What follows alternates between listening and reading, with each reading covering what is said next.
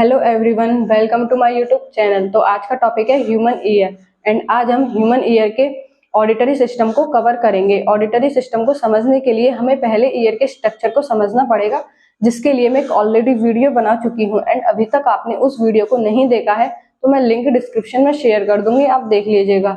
And year को 3 sections में divide किया गया है, outer ear, middle ear and inner ear. Inner ear part में ही, इनर ईयर के कोक्लिया पार्ट में ही ऑडिटरी सिस्टम प्रेजेंट होता है।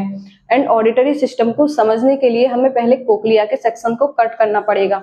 जब हम कोक्लिया के सेक्शन को कट करते हैं तो कुछ इस टाइप का स्ट्रक्चर दिखाई देता है and internal structure of cochlea.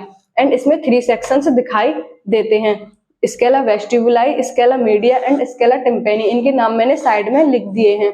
And scala vestibuli and scala tympani एक फ्लूइड कंटेन करता है जिसे पेरिलिम्फ कहा जाता है। पेरिलिम्फ में हाई अमाउंट में सोडियम आयन प्रेजेंट होते हैं।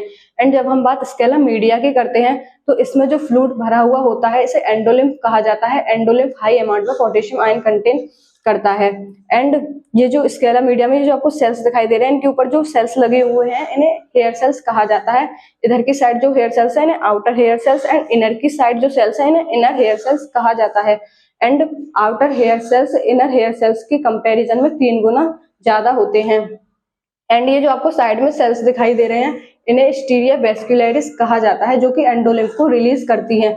ये हेयर सेल्स किसी मेम्ब्रेन में धसे हुए हैं। इस मेम्ब्रेन को टेक्टोरियल मेम्ब्रेन कहा जाता है। ये काफी रिजिड होती है। एंड ये जो पूरा एपरेटस बन रहा है इसे ऑर्गन ऑफ कॉर्टी कहा जाता है। यही ऑडिटरी सिस्टम है। एंड इसका डायग्राम मैंने अलग से बना दिया है। एंड ये जो आपको पूरा एपरेटस जिस मेम्ब्रेन पे बैठा हुआ है इसे वेसिलर मेम्ब्रेन कहा जाता है। ये मेम्ब्रेन काफी फ्लेक्सिबल होती है। एंड ये ऊपर की साइड जो मेम्ब्रेन आपको दिखाई दे रही है इसे रेजिनर मेम्ब्रेन कहा जाता है। एंड अब बात करते हैं कि इनमें बेंडिंग होती कैसे है। तो जैसा कि मैंने आपको बताया था कि फ्लूइड में वाइब्रेशन होता है, तो फ्लूइड में वाइब्रेशन होता कैसे है।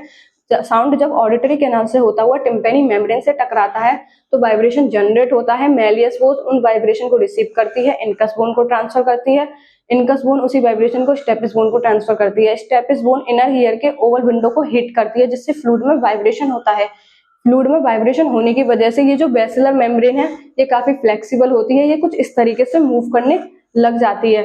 एंड इनके ऊपर हेयर सेल्स लगे हुए होते हैं जिनमें बेंडिंग स्टार्ट हो जाती है।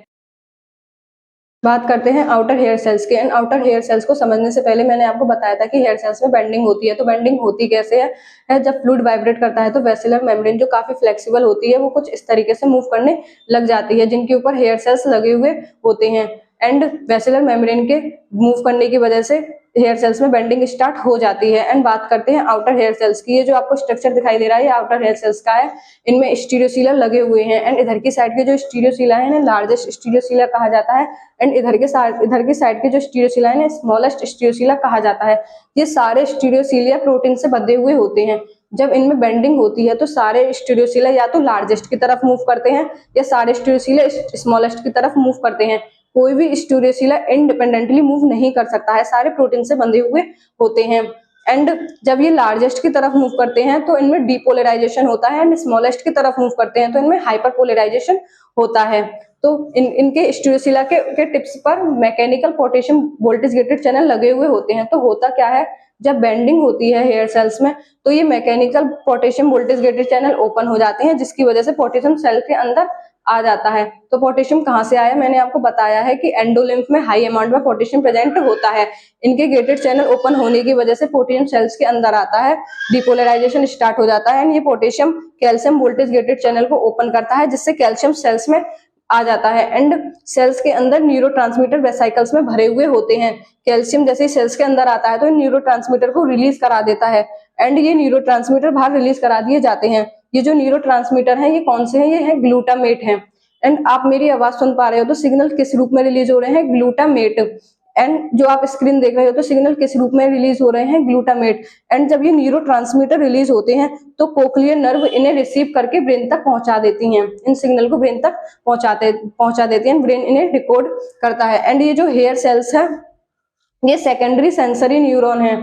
सेकेंडरी सेंसरी न्यूरॉन है क्योंकि ये एक्शन पोटेंशियल को जनरेट तो नहीं कर पाता लेकिन इनके अंदर से जो न्यूरोट्रांसमीटर है वो रिलीज जरूर करा देता है, बुला लेता है। तो आज इसी सेशन में हमारा ऑडिटरी सिस्टम खत्म हो चुका है। अब बात करते हैं नेक्स्ट सेशन में।